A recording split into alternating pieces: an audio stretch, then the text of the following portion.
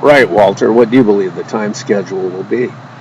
10 minutes more at least for the software spiders to detect a non-compliance with social conditioning upgrade to the citizens, and another Babylonian hour to detail an initial battle storm, survey sensing, and suppression hologram. I plan to remove my resident semi-sentient self-awareness recovery projects and myself before then. Would you like to come along? That seems like a plan, Walter. I'm nearly finished with lunch. How do you plan to avoid the battle storm elements?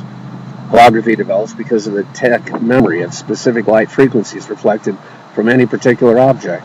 Superficially, holography is a map of light frequencies that creates a particular image.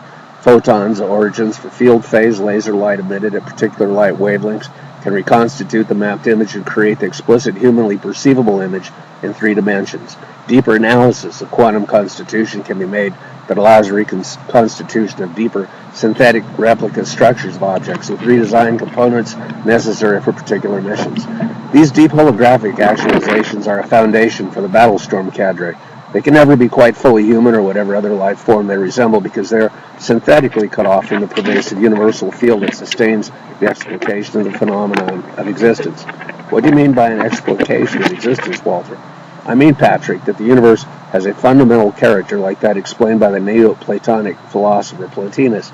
It is an emanation from the One. I agree with you, Walt, yet how will that help us get out of this space-time arena likely to lose value for us? Quantum mechanical effects that appear to be faster than light, such as superposition and entanglement, are a consequence of the non-locality of space at the most basic level. Size, space, and the mass of the universe have only apparent existence. It is all an explication or virtual extension like a holograph in 4 dimensions or even in 10 dimensions.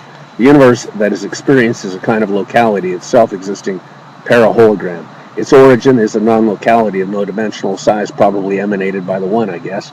At the fundamental quantum existence below that even of the quark, Higgs boson or string analogy, and before or below that of the quantum foam and quantum indeterminacy of the perturbative vacuum before any black holes, white holes, or inflationary space-time regions, there is the implicate that issues the appearance of dimensions in universes along with their physical laws.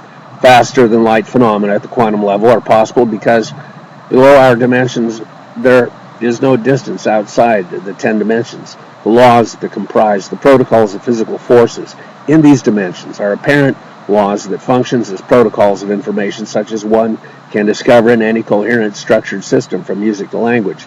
The universe and the appearances of existence comprising it are a designed structure. When the battle storms are produced, they are unnaturally formed and detached from the overall natural plan of space-time coordinates. They cannot ever be entirely real, though corporate may believe that contrary. May I ask how you learned of the implicate, Walter? In my cultural anthropology researches on corporate control methods, many have researched holography and universal coordinate frequency mapping.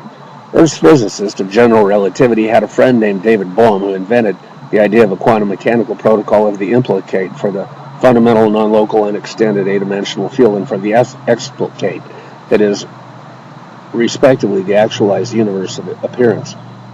My work to learn about the history of human-caused environmental and climate collapses brought me to awareness that in many instances the inevitable catastrophe was averted at the latest stage by extraordinary renditions of corporate intervention. The people of several planets have lost their minds in return for environmental salvation by vastly superior corporate power.